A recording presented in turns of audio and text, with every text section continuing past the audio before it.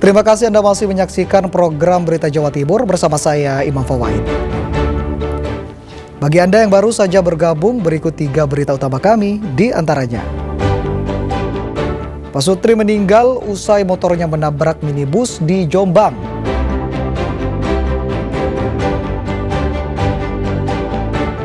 Admin medsos fantasi seksual menyimpang diringkus aparat Polres Gresik.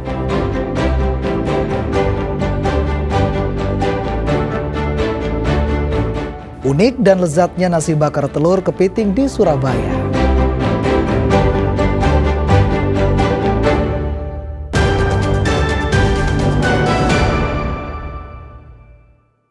Pasangan suami istri pengendara motor meninggal setelah menabrak minibus di Jalan Raya Ngoro, Kecamatan Ngoro, Kabupaten Jombang. Kecelakaan ini diduga akibat pengemudi motor kurang waspada saat akan mendahului kendaraan lain di jalan yang menyempit. Korban kecelakaan pengendara motor adalah Herdiana yang berusia 64 tahun dan istrinya Imaroh yang berusia 57 tahun, asal Kecamatan Perak, Kabupaten Jombang. Usai motornya menabrak minibus, keduanya tergeletak meninggal dunia di lokasi kejadian, Jalan Raya Padar Kesamben, Kecamatan Ngoro, Kabupaten Jombang. Kedua korban kemudian dievakuasi oleh tim relawan dan petugas kepolisian dengan menggunakan mobil ambulans ke rumah sakit terdekat. Sementara sopir minibus Supeno, 59 tahun, asal Pujon Kidul, Kecamatan Pujon, Kabupaten Malang, tidak terluka meski mobilnya rusak. Peristiwa kecelakaan ini berawal dari pengendara motor yang melaju dari arah utara ke Jombang, menuju ke selatan ke arah Kabupaten Malang. Saat melintas di atas jembatan yang jalurnya menyempit, pengendara motor dengan kecepatan tinggi mendahului kendaraan lain. Saat itu dari arah berlawanan melaju sebuah minibus hingga tabrakan tak terhindarkan. Kerasnya benturan membuat kedua korban terpental dan motornya rusak parah. Tadi ada pengendara motor, suami istri berboncengan ya, melaju dari arah barat ke timur. Sampai di jembatan, dia hendak mendahului sebuah mobil di depannya, melalui sisi kanan. Tapi dari arah berlawanan, ada mobil Kijang Innova, sehingga bertabrakan dengan mobil Kijang Innova dan motor itu. Terus? Dan korban terpental dari sisi kiri, kayaknya mengalami luka di kepala parah hingga meninggal dunia. Kasus kecelakaan ini dalam penanganan Satlantas Polres Jombang. Dwi Mujarso melaporkan dari Jombang. Kapal motor berpenumpang 29 nelayan tenggelam di perairan Sembulungan Muncar, Banyuwangi karena dihantam gelombang tinggi. Akibatnya 1 orang ditemukan tewas dan 2 lainnya hingga Senin sore masih belum ditemukan. Jenazah Paidi, 70 tahun, nelayan asal Kecamatan Muncar, Banyuwangi, langsung dievakuasi ke Puskesmas Muncar. Sedangkan 2 rekannya, Pairan dan Hari, hingga Senin sore belum ditemukan. Kecelakaan laut terjadi pada Sabtu pagi. Kapal motor KM Gardan Sumberwangi yang membawa 29 nelayan hendak kembali ke pelabuhan setelah pergi melaut. Saat melintasi perairan Sembulungan, cuaca buruk terjadi. Gelombang tinggi tiba-tiba menghantam hingga mengakibatkan kapal terbalik. Sebanyak 26 anak buah kapal lolos dari maut setelah berhasil menepi dengan cara berenang ke pelabuhan. Upaya pencarian 2 korban masih terus dilakukan oleh tim SAR dan TNI Angkatan Laut. Namun hingga Senin sore belum membuahkan hasil karena terkendala tingginya gelombang laut. Hari ini masih belum menemukan tanda-tanda adanya korban. Kami susuri mulai pukul 07.30 pagi hingga pukul 12.00, hasilnya masih nihil. Untuk pencarian pada hari ini terpaksa dihentikan karena cuaca buruk dan gelombang di sekitaran pantai Sembulungan cukup tinggi. Para nelayan diimbau untuk berhati-hati saat melaut karena pada bulan Juni hingga Juli ini gelombang tinggi masih berpotensi terjadi di perairan selatan Pulau Jawa. Taufik Ferdiansyah melaporkan dari Banyuwangi. Informasi berikut patut menjadi perhatian untuk selalu waspada saat di rumah sakit. Seorang keluarga pasien kehilangan ponsel miliknya. Pencurian yang menyasar keluarga pasien di Rumah Sakit Umum Daerah Dr. Harjono Ponorogo tersebut terekam CCTV.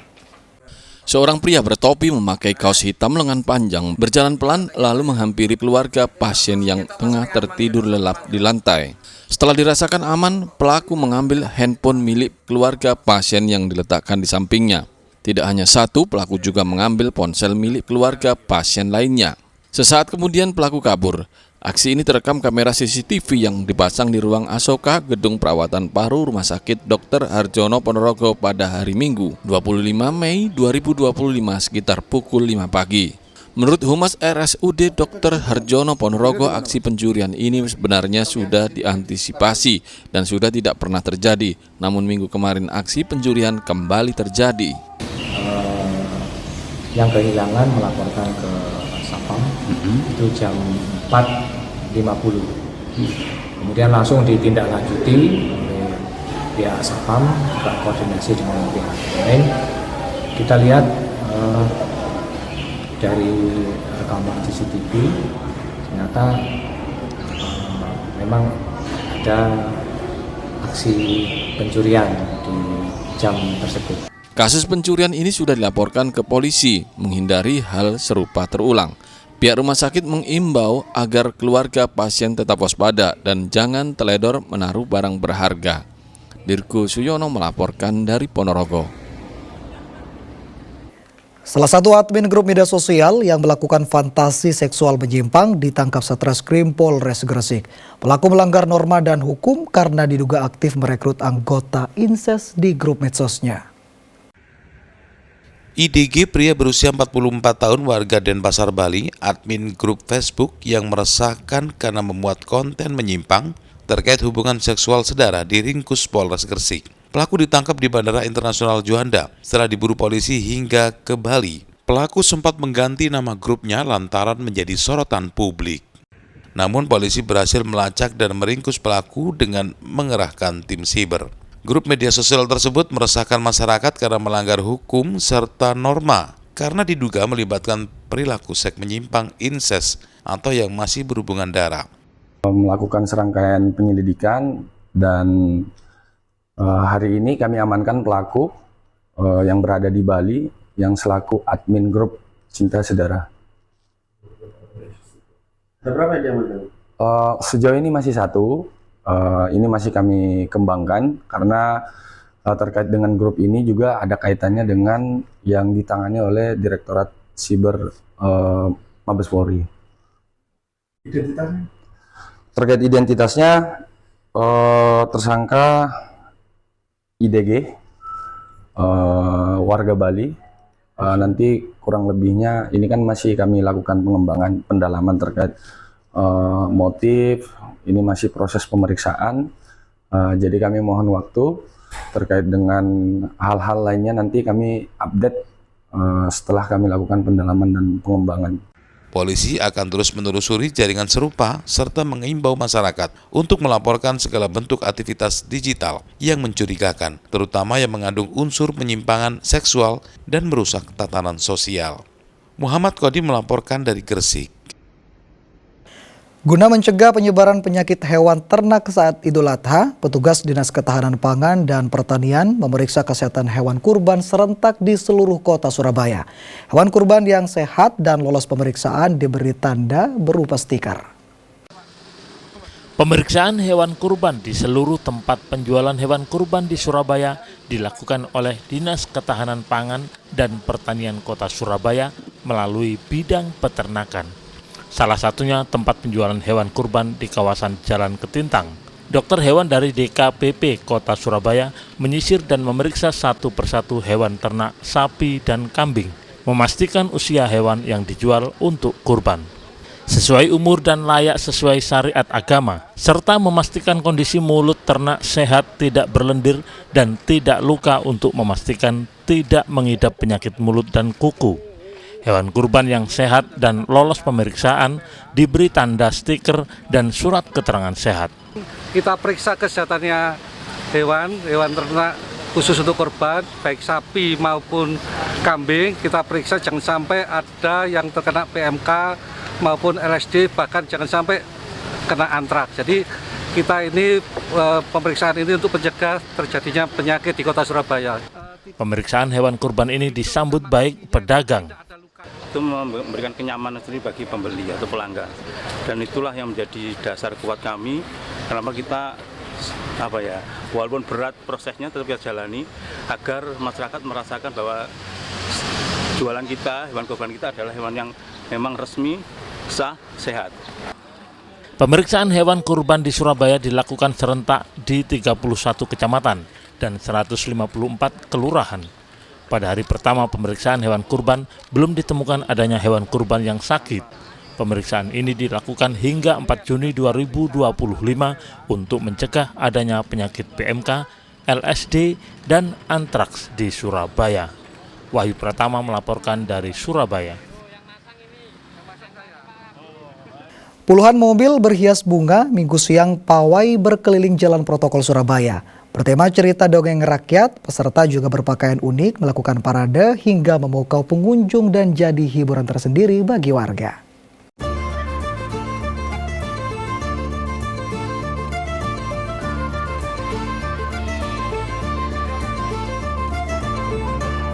Meriah dan unik, seperti inilah Parade Surabaya Vagansa 2025 atau parade mobil hias untuk memeriahkan Hari Jadi Kota Surabaya ke-732.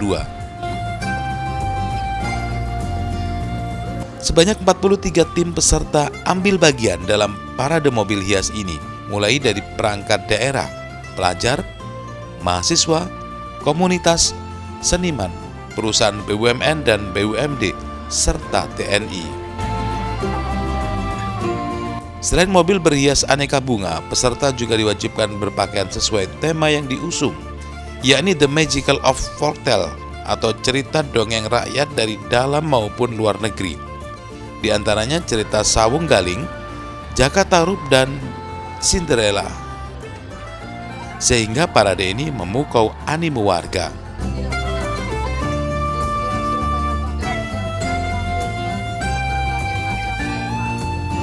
Menarik sekali sih, soalnya unik-unik, kayak ada ibu-ibu pakai kebaya-kebaya, terus festival bunga-bunganya juga bagus-bagus. Mobil hiasnya ya Bu ya? Mobil hiasnya bagus-bagus, soalnya dari aku lihatnya tuh dari bunga-bunga asli. Yang paling menarik dari tadi itu yang barongsai itu yang aku suka tadi, unik sekali. Soalnya sama warga kan baur kayak tadi. Namanya tadi kerajaan. Iya, India. Bu, seberapa antusias menyaksikan? Antusias banget itu mana? Bagus ya Bu ya? Bagus. Harapannya ke depan seperti apa Bu? Nanti lagi. Ini setiap tahun selalu jadi agenda wisata atau gimana Bu? Iya, agenda wisata.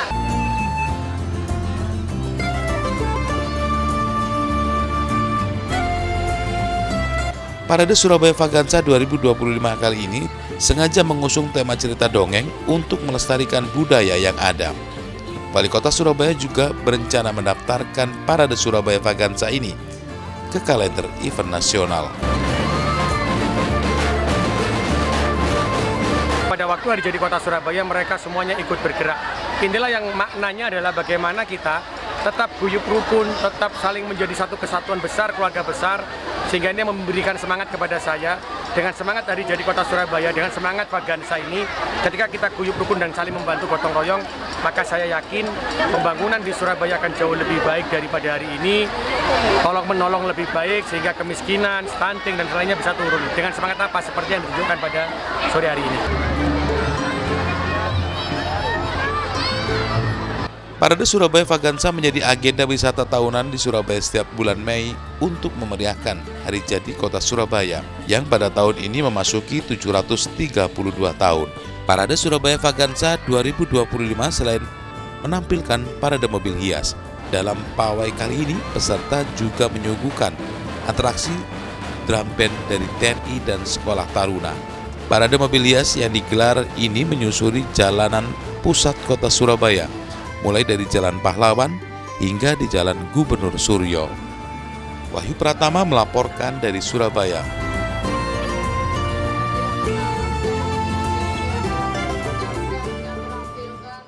Bila selama ini nasi bakar identik dengan ayam, ikan, atau udang, di Surabaya ada seorang warga yang membuat kreasi nasi bakar dengan bahan telur kepiting. Ingin tahu bagaimana cara membuatnya? Berikut liputannya untuk Anda.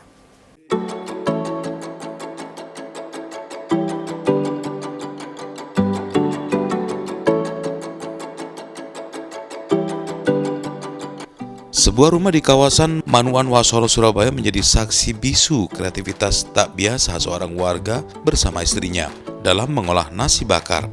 Adalah Albinus Setianto, pria 43 tahun yang menawarkan nasi bakar dengan isian unik, seperti telur kepiting dan sumsum tulang sapi.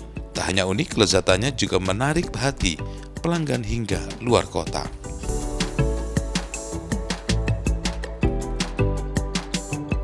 Bukan hanya isian varian unik, menu nasi bakar biasa seperti ayam, cumi hitam, udang hingga tuna juga tak kalah digemari. Harga yang ditawarkan pun terjangkau, berkisar antara Rp15.000 hingga Rp25.000 per bungkus. Kelezatan nasi bakar telur kepiting ini juga diungkapkan oleh Muhammad Arif, penikmat nasi bakar kepiting yang mengaku menemukan kuliner unik ini melalui media sosial.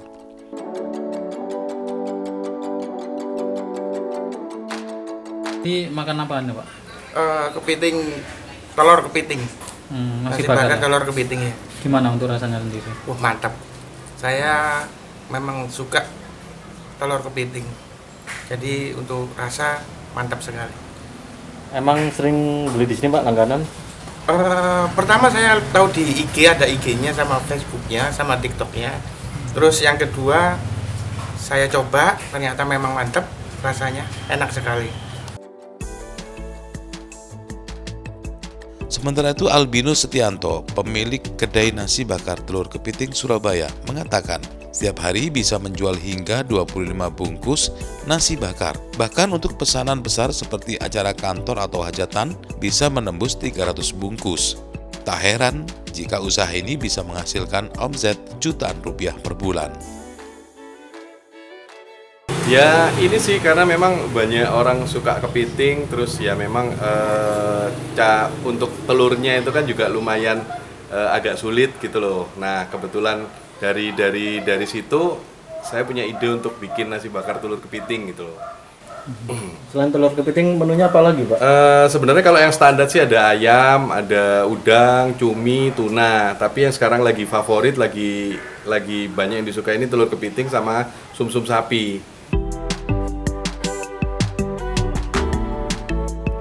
Albinus berharap dari dapur sederhana rumahnya, cita rasa nasi bakar telur kepiting berkembang menjadi usaha yang siap bersaing di pasar nasional. Selamat Riyadi melaporkan dari Surabaya.